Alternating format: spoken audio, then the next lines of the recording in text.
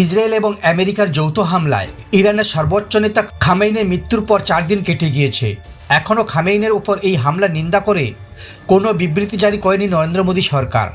বিরোধীরা অবশ্য দাবি তুলছে ইসরায়েল এবং আমেরিকার হাতে খামেইনির হত্যার নিন্দা করে একটি বিবৃতি জারি করুক কেন্দ্র। মধ্যপ্রাচ্যের এই সংঘাতের আবহে ভারত একটি পক্ষকে সমর্থন করে একটি প্রতিবেদনও লিখেছেন কংগ্রেস সভানেত্রী সোনিয়া গান্ধী। পাল্টা বিজেপির শিবির থেকে প্রশ্ন তোলা হচ্ছে 2021 সালে লিবিয়ার ন্যাটো বাহিনীর সাহায্য নিয়ে লিবিয়ার তৎকালীন প্রেসিডেন্ট গদ্দাফিকে হত্যার পরেও সেই সময় ইউপিএ সরকারের পক্ষ থেকে কোনো বিবৃতি দেওয়া হয়নি, যদিও সেই সময় লিবিয়ার সঙ্গে ভারতের কূটনৈতিক সম্পর্ক যথেষ্ট ভালো ছিল। 2006 সালেও এইভাবে ইরাকে সাদ্দাম হোসেনের হত্যার পরেও ইউপিএ সরকারের কোনো বিবৃতি জারি করেনি। এ নিয়ে দেশে রাজনৈতিক খুব বেশি হইচই হয়নি।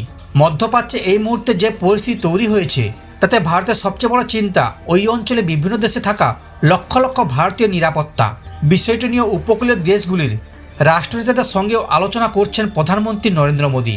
ইরান যেভাবে সামরিক লক্ষ্যবস্তু ছাড়াও মধ্যপ্রাচ্যে বিভিন্ন দেশের জনবহুল এলাকাগুলিতে হামলা চালাচ্ছে তাতে ওই সব দেশে বসবাসকারী ভারতীয়দেরও জীবন সংশয় হচ্ছে। সেই কারণে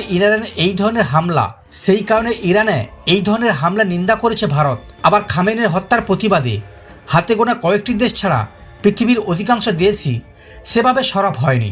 শুধুমাত্র তুরস্ক, পাকিস্তান, উত্তর কোরিয়া, ইরাক সহ আরও কয়েকটি দেশ খামেনির হত্যার নিন্দা করেছে। অধিকাংশ গণতান্ত্রিক শক্তি এ বিষয়ে মুখে কুলুপ এঁটেছে। যুক্তরাষ্ট্র, ফ্রান্স, জার্মানি, জাপান, অস্ট্রেলিয়ার মতো দেশ তো বটেই, এমনকি উপকূলীয় অধিকাংশ দেশই খামেনির হত্যা নিয়ে হয় নীরব থেকেছেন নয়তো কৌশলে বিষয়টি এড়িয়ে গিয়েছে। মঙ্গলবার ইরানে একটি ছবি প্রকাশ হয়েছে। সারিবদ্ধভাবে খোঁড়া একাধিক নতুন করে কবর দেওয়া হচ্ছে। দাবি করা হয়েছে এগুলি মার্কিন এবং ইসরায়েলের যৌথ হামলায় নিহত 160-এর বেশি স্কুল ছাত্রছাত্রীদের জন্য প্রস্তুত করা হচ্ছে। ইরানের বিদেশমন্ত্রী আব্বাস এক্সের মাধ্যমে ছবিটি পোস্ট করে জানান, কবরটি 160-এর বেশি নিরীহ কিশোরী যাদের দেহ বোমা বর্ষণে ছিন্নভিন্ন হয়ে গিয়েছে, যারা একটি প্রাথমিক বিদ্যালয়ে মার্কিন এবং ইসরায়েলি বোমাবর্ষণে নিহত হয়েছে, তাদের দেহ ছিন্নভিন্ন হয়ে গিয়েছে।